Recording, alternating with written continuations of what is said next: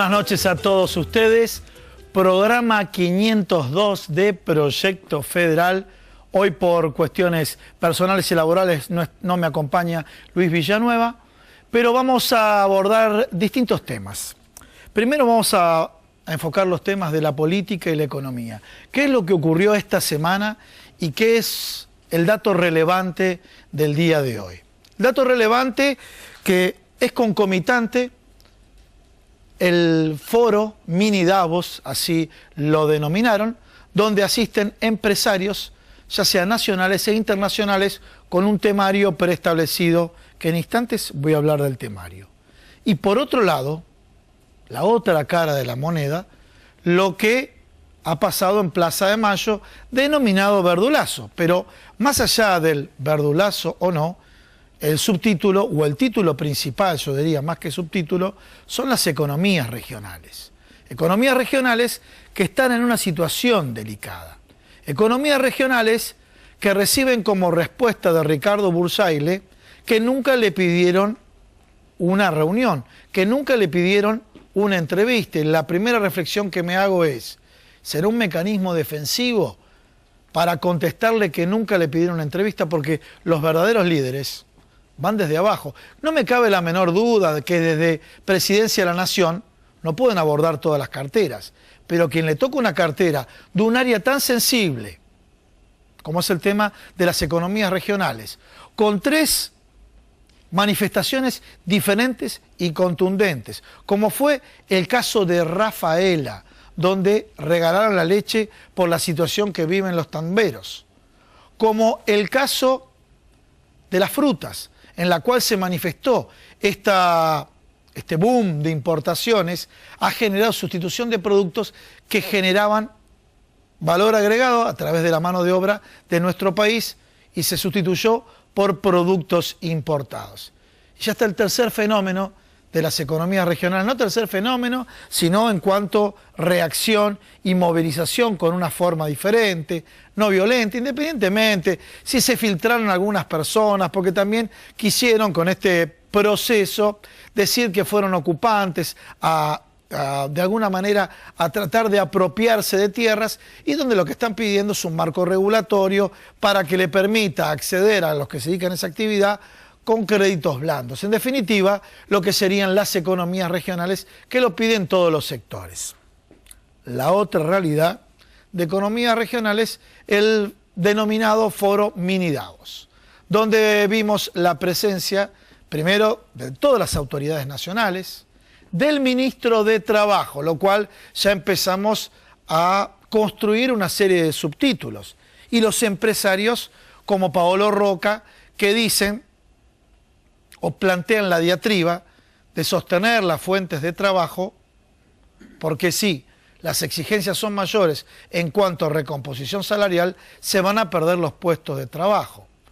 O la cartera laboral, que dice que están solucionados todos los problemas y tienen un índice bajo de conflictividad.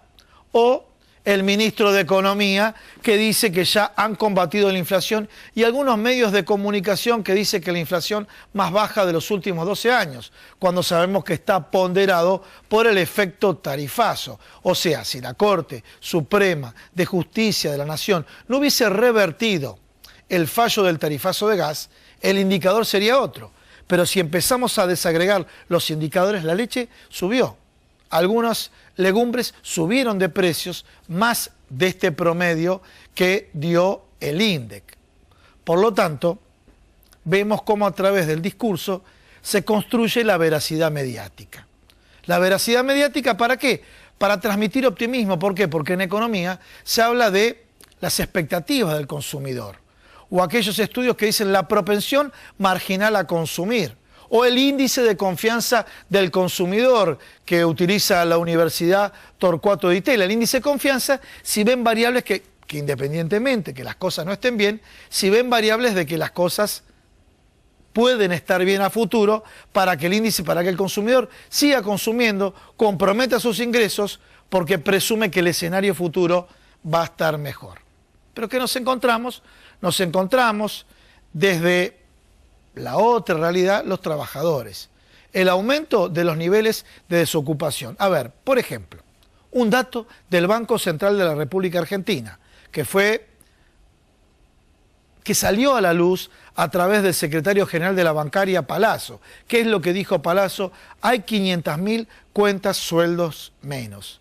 500.000 cuentas sueldos menos, a priori me hace pensar de 500.000 puestos de trabajo menos.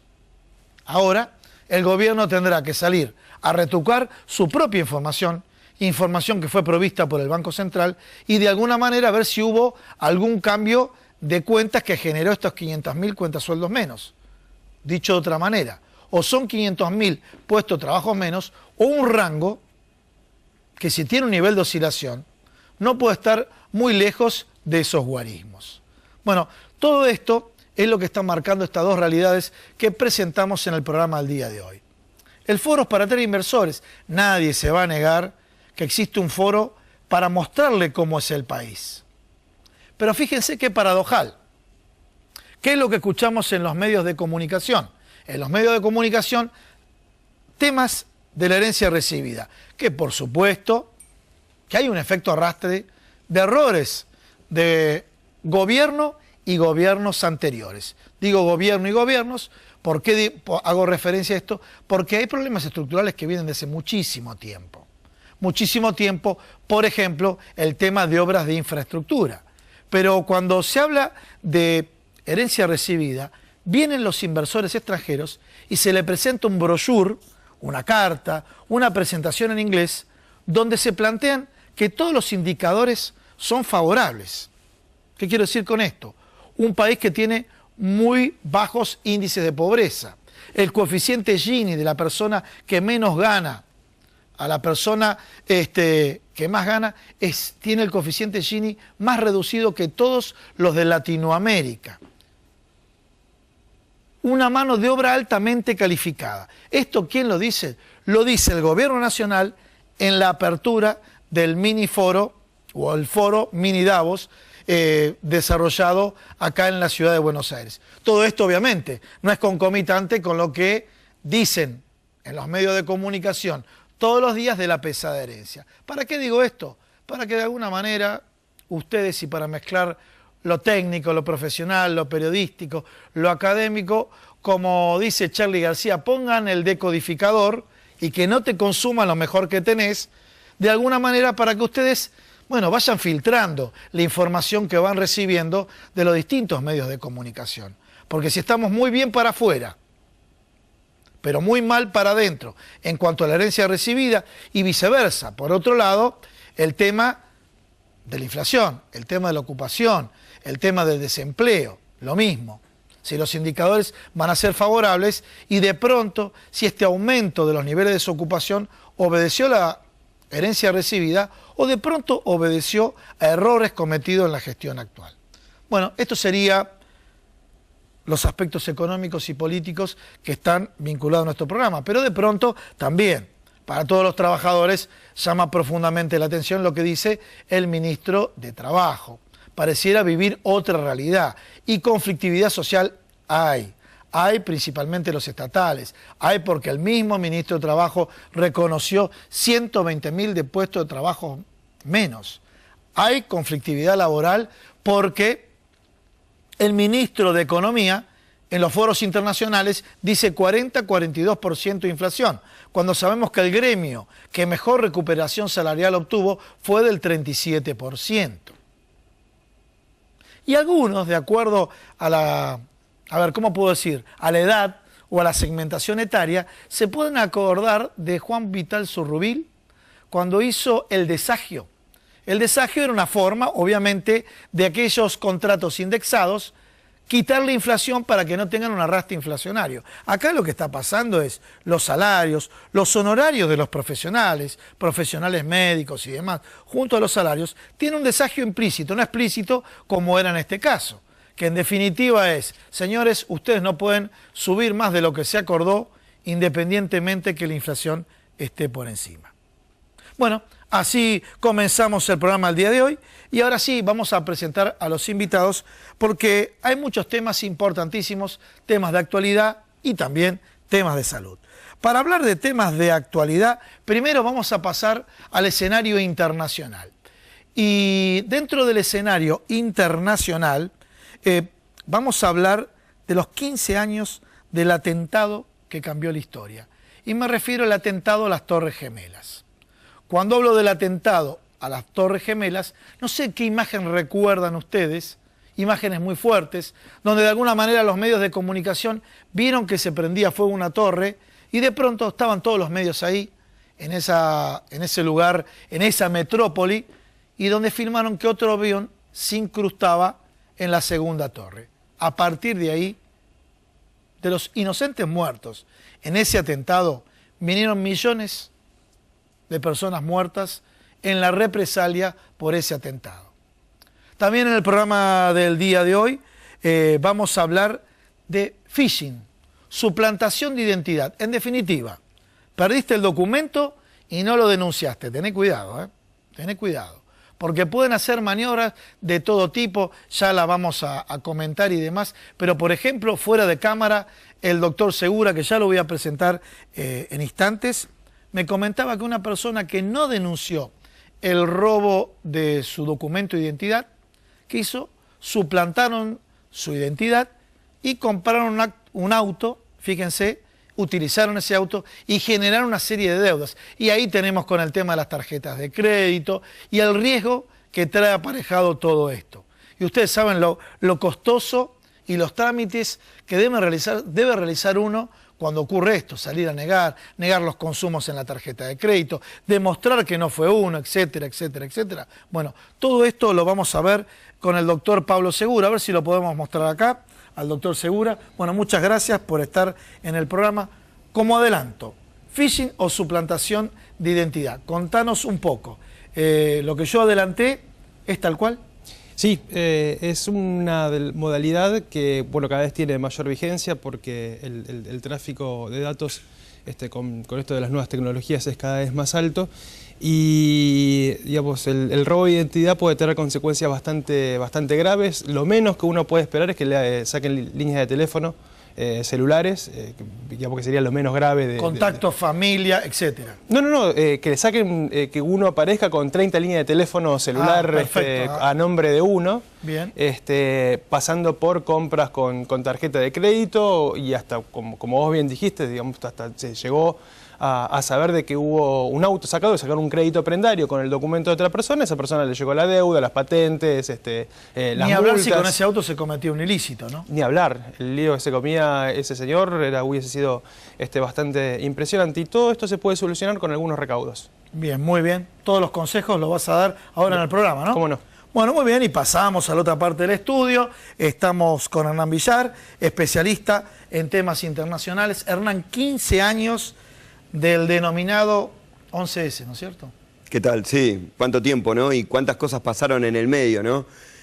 Bueno, vamos a repasar eso. ¿Por qué se dice que cambió la historia a partir de esa fecha, ¿no? Del 11 de septiembre de 2001. Muchos inocentes muertos, tanto en el 11S como a posteriori, ¿no? Bueno, lo que empezó contra la guerra contra el terrorismo quizás es lo que más haya fomentado el terrorismo, ¿no? Hay muchos más casos hoy de terrorismo de los que había hace 15 años atrás, ¿no? Hay que ver qué intereses se movieron ahí. Pero bueno, impresiona también la cantidad de tiempo que ha pasado, ¿no? 15 años de esa mañana que todo el mundo sabe qué estaba haciendo, ¿no? En ese momento. Yo creo que la primera fotografía es Estados Unidos, que parecía invulnerable, mostró ser vulnerable, ¿no? Bueno, así parecía. También por otro lado, el terrorismo impulsó a que Estados Unidos muestre su peor cara, ¿no? En algún punto, que es el gasto militar y las intervenciones militares que dejaron estados fallidos en algunos lugares del mundo, como es precisamente Medio Oriente o Irak y Afganistán, y hoy vemos cómo es caldo de cultivo para que se proliferen las células terroristas, ¿no? Cada vez más casos de terrorismo y han crecido las redes, ¿no? Lo que al principio era Al-Qaeda, hoy termina siendo Estado Islámico, que inclusive moviliza el propio mundo árabe en Medio Oriente. Bueno, muy bien, Hernán. Bueno, todos estos temas los vamos a abordar acá en Proyecto Federal y también les voy a presentar para el segundo bloque, se encuentra el licenciado Fernando Ferreira, otro tema de salud importantísimo que siempre abordamos en este programa, el tema de bruxismo, ¿no? Un tema, a ver, uno dice, ¿saben qué? El estrés puede generar bruxismo. Pero no es una cuestión estética solamente la problemática del bruxismo. Y cuando hablamos de bruxismo, también tenemos que ver el enfoque interdisciplinario entre los odontólogos y los kinesiólogos, porque también, hoy por hoy, vemos personas ya con 22 años, 25 años, que tienen brackets, ¿sí? Y también le vamos a preguntar si de pronto, ya cuando uno le colocan brackets a una edad madura, qué efectos le puede provocar o si realmente le puede provocar bruxismo. La otra pregunta sería, con el estrés, nosotros tenemos ese movimiento de mandíbula a la noche o de día, nos va a aclarar acá Fernando Ferreira, y que esto de alguna manera puede afectarnos la salud integral. Bueno, en instantes lo vamos a abordar. Y ahora sí, les digo las vías de comunicación. Comenzamos por el teléfono. Aquellos que llaman y hacen preguntas, 116-137-2247. También nuestra línea de WhatsApp. Nos pueden dejar su mensaje. Si no quieren gastar en llamadas telefónicas, lo pueden hacer al 116-136-7550 y nuestro email, que es proyectofederal@gmail.com. Les quiero comentar que ahora en instantes vamos a ver las instituciones que nos auspician, y pegadito a las instituciones que nos auspician, escuchamos al secretario general de la Federación, que va a hablar de las cuestiones laborales, del derecho laboral, de los derechos de los trabajadores, y empezamos de lleno con el programa. Ahí vamos.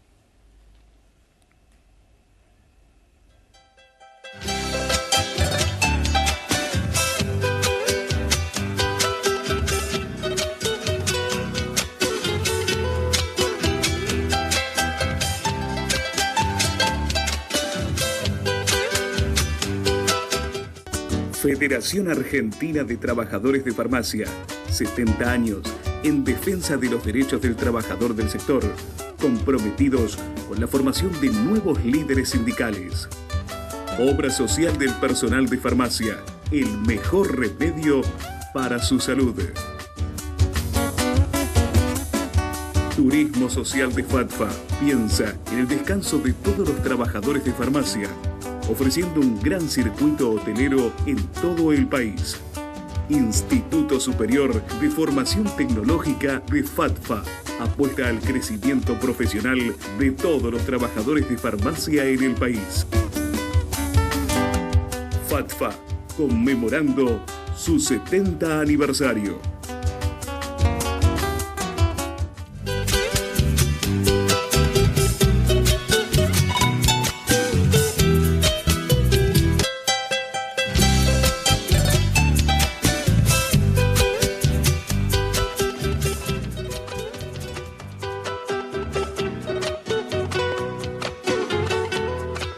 Lamentablemente pareciera que se quiere volver al siglo pasado, ¿no? Dejar de lado toda la conquista que tuvieron los trabajadores con el esfuerzo de ellos mismos y con el esfuerzo de su dirigencia.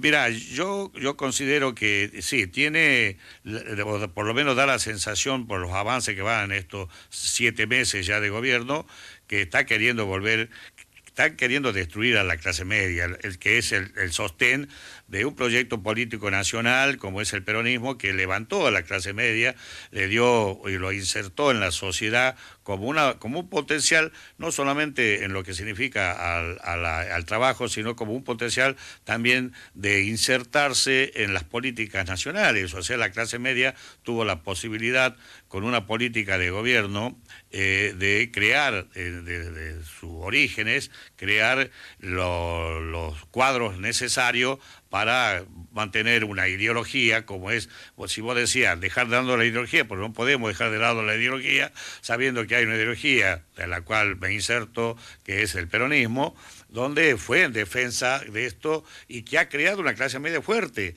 Y muchos de nosotros surgimos de esa posibilidad de formación que nos dio esta política de gobierno. Lamentablemente hoy seguramente que esta política de neoliberalismo quiere destruir. Esto no solamente en nuestro país, esto vamos viendo cómo va más en Latinoamérica, va avanzando esto en todos los países latinoamericanos. El tema Brasil, lamentablemente, ha destruido todo lo que significa la posibilidad de la clase media y la posibilidad de ese gran contexto social que se insertó con el gobierno de Lula y de Vilma. Hoy, lamentablemente, está quedando de vuelta afuera y están apareciendo situaciones que son graves, porque no solamente tiene que ver con la pérdida de trabajo, sino también tiene que ver que se va increciente el tema de la inseguridad, la crema de los pobres, la gente en la calle, los merenderos, los comedores. Lamentablemente se ha creado de vuelta un número muy importantísimo de pobres, de nuevos pobres en la Argentina, que tiene que ver con la política de gobierno que se está insertando hoy, ¿no?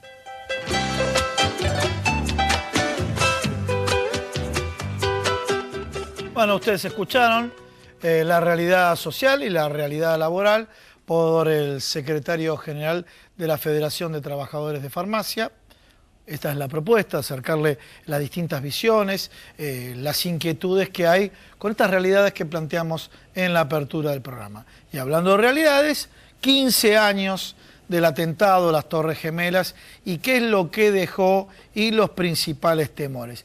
Hernán, bueno, ya te presentamos. Sabes que yo ahora, en este instante, también cuando ocurrió el atentado a las Torres Gemelas, de alguna manera me generó un vínculo, un nexo de lo que ocurrió con el atentado a la Embajada de Israel y el atentado de la AMIA. ¿Qué quiero decir con esto? Que de pronto pensábamos que en Argentina éramos vulnerables, pero vimos también que Estados Unidos fue vulnerable a este tipo de ataque, ¿no? Bueno, esa fue la gran excusa para hacer después las intervenciones militares, ¿no? Que Estados Unidos estaba en peligro. De hecho, bueno, se dice siempre que el siglo XX fue un siglo corto, ¿no? Entre la Primera Guerra Mundial, 1914, y la caída del muro de Berlín, 1989, ahí se cortaron los lazos de poder, digamos, y después empezaron los 90, donde empezó la globalización y demás, hasta estos atentados del 11 de septiembre de 2001, en donde vuelve a haber una guerra, una superpotencia metida en guerra, y esta vez un enemigo nuevo, ¿no? La guerra contra el terror, contra el terrorismo, ¿no? Esto que hizo de alguna manera que todos los países del mundo tengan que decidir de qué lado iban a estar parados. Estados Unidos planteó que estaban con nosotros o en contra de nosotros, y un poco abrazados a esto del temor que tenían de volver a tener un atentado puertas adentro. Realmente estamos viendo las imágenes de Nueva York, ¿no? Una de las ciudades más visitadas del mundo, y como vos bien decías en la editorial, como hubo un tiempo entre un atentado, entre una torre y otra, en los choques de los aviones, estaban todas las cámaras puestas en... Fue impactante. Realmente hoy se está debatiendo... Bueno, esa foto, discúlpame, tenemos esa foto ahí, se la podemos congelar. Esa foto se publicó después, se guardó en secreto mucho tiempo, ¿no? Sí. ¿La podemos volver a colocar? Es un fotógrafo Ahí de la está. agencia AP, Sí. Y los familiares reconocieron después cuál era la persona, era un cocinero. Había personal de servicio, digamos, en el edificio. Es un edificio que, de haber sido unas horas más tarde, podría haber multiplicado en varios números la cantidad de muertos. Cifras oficiales son menos de 3.000, son 2.900 y pico. El domingo hubo un acto en donde hoy hay el One Trade Center, una sola torre, que tiene 1.776 pies, ¿no? Que es una medida norteamericana, que coincide con el año de la independencia norteamericana, justamente se hizo a propósito, y se ven dos fuentes que conmemoran las dos torres, y se nombra a todos los muertos. Un detalle de color, ahí es donde se descompone Hillary Clinton esta semana, que tanto revuelo hubo en vías de las elecciones que va a haber el próximo 8 de noviembre. Pero podemos cerrar con lo de Hillary Clinton, ¿no? Bueno, hay mucho exacto, ¿no? Porque Hillary Clinton en ese momento era senadora por Nueva York, algo raro también porque nunca vivió en Nueva York, pero logró ser senadora. Bueno, a ver, acá apoyó la intervención. En la República Argentina ocurre entre capital claro. y las provincias, ¿no? Sí, claro, pero bueno, no es común en los Estados Unidos. Y Hillary Clinton, 2 años después, en 2003, apoya desde el Congreso la invasión militar en Irak, algo que hoy vemos las consecuencias de esa invasión, ¿no? Cuando Irak terminó siendo un Estado fallido, en el cual hoy va creciendo el llamado Estado Islámico, y vemos que aquella guerra contra el terrorismo estaba más ligada a los intereses petroleros que al enemigo en sí, ¿no? Se sabe, en los últimos años Barack Obama desclasificó un poco la versión oficial, y se sabe que en realidad los 19 atacantes, supuestos atacantes de los 4 aviones, es decir, un avión impactó en cada una de las 2 torres, Uno supuestamente cayó en el Pentágono, ahí hay unas imágenes que ustedes están pasando, que es raro de creer que haya caído un avión también en el Pentágono, porque las imágenes no muestran parte del fuselaje y demás. Y un cuarto avión cayó cerca de Pensilvania, supuestamente iba hacia la Casa Blanca. ¿La del Pentágono vos decís que está en duda? Está en duda, yo no sé si la... Si es tu aseveración propia, si es mi tu duda aseveración. O no, pero sí hay muchos libros que ponen un manto de sospecha por la respuesta que tuvo después el gobierno de los Estados Unidos, que rápidamente señaló a Al-Qaeda como el responsable y a Bin Laden. Esta foto también es muy importante. Esa chica después tuvo un shock postraumático muy importante y terminó muriendo el año pasado, ¿no? Y una historia familiar muy fuerte y también con un daño ambiental que se generó por la caída de las torres en Nueva York, del cual no se hizo ninguna previsión y que hay muchos casos de tumores y demás que por respirar el aire de la ciudad, que por supuesto no estaba preparada para un derrumbe de esas características. Realmente fue dantesco lo que ocurre ahí. Bueno, como decía, la respuesta del gobierno de los Estados Unidos fue rápidamente señalar a Al-Qaeda sin ninguna razón. Y lo que se supo en este... O sea, no había semiplena prueba, como dicen los abogados. No, ninguna prueba, ni siquiera hay prueba de que Bin Laden haya sido el responsable, y la forma en que fue muerto Bin Laden y todo eso sigue siendo parte del mismo misterio, por ponerle alguna palabra. Pero lo cierto es que se llevó adelante un ataque a Afganistán, el primero, 23 días después del 11 de septiembre, ya en octubre, se lanza un ataque en Afganistán para sacar a los talibanes del poder. Y 2 años después, o 1 año y medio después, ya en marzo de 2003, se llevó la operación en contra de Irak, supuestamente porque Saddam Hussein, entonces presidente de Irak, fomentaba el terrorismo, ¿no? También se supo que todo eso era mentira. Entonces, es decir, las intervenciones militares no fueron en contra del terrorismo, porque, como te decía, no me quiero ir por las ramas, en los documentos desclasificados se veía que los 19 supuestos mujahidines tenían lazos con Arabia Saudita y el gobierno de los Estados Unidos nunca puso en duda a Arabia Saudita, país que, entre otras cosas, es el mayor exportador de petróleo hacia los Estados Unidos. Entonces, o sea, a ver, vos ponés entre comillas, y para hablar rápido acá, Hernán, a ver, reprocesemos, rebobinemos. O sea, Arabia Saudita, petróleo, no me conviene declararte la guerra. Arabia Saudita es un socio de los Estados Unidos. Llama la atención un poco que no haya puesto ni siquiera una lupa en estudiar por lo menos los lazos de Bin Laden, que nació en Yemen, pero Yemen pertenece al protectorado de Arabia Saudita, inclusive estudió en Arabia Saudita porque supuestamente era ingeniero Bin Laden. O sea, todo el proceso cultural lo tuvo en Arabia Saudita. Exacto, y de hecho la familia, los Bin Laden, están, las empresas Bin Laden, que también son petroleras, estaban en Arabia Saudita, pero bueno, no se investigó por acá y sí se fue en contra de Afganistán y de Irak, que también a la postre de todo esto habían sido aliados de los Estados Unidos años atrás, ¿no? Lo que vemos después, y ahora sí, todos los focos que hay ahora, inclusive las corrientes migratorias que hay en Europa y demás, están ligadas estricta y directamente con las operaciones militares que hubo después del 11 de septiembre. Es por eso que se dice el día que cambió el mundo, ¿no? Porque a partir de ahí cambiaron inclusive las doctrinas de seguridad en todo el mundo. Uno lo ve cuando viaja en los aeropuertos y demás, que ahora se revisa mucho más seriamente. Y cómo se han multiplicado los casos, ¿no? Al principio Estados Unidos estaba solo en esto, inclusive es la primera operación militar que se hace después del siglo XX. Lo podemos dejar, ahora que tengo que ir al corte, pero hacemos el adelanto. Esto también se extendió a Europa, Francia, España, distintos tipos de atentados, donde había un común denominador y en lo cual, es triste decir lo que voy a decir ahora, del punto de vista de los medios de comunicación, o sea, llamar la atención a los medios de comunicación, lo han logrado porque estos... ¿Cuántos muertos hubo en las Torres Gemelas? ¿1000? Cerca de 3.000. 3.000, bueno, 3.000 muertos. El impacto mediático es como si hubiese sido 1 millón de muertos. Sin duda. O sea, el tema de recurrir a los medios... Hoy está en debate eso justamente en Europa. La guerra a través de los medios. Deben mostrar o no porque le hacen juego un poco al terrorismo. Lo cierto es que lo de Estados Unidos, lo de Nueva York era... Bueno, llamó la atención de todos. Era imposible que no salga a la luz de todos, ¿no? En Europa hoy se está discutiendo en casos menores o atentados más chicos que las cámaras no estén ahí porque terminan siendo funcionales a justamente lo que quieren. Al terror, ¿no? Bien, muy bien. Ahora sí, vamos un corte, vamos a pasar a la segunda parte, que todo lo relacionado con el phishing o suplantación de identidad. Vamos a volver a recordar los 15 años del 11 de Silas y el bloque de salud, que vamos a estar con un profesional que nos va a hablar en materia de salud de bruxismo.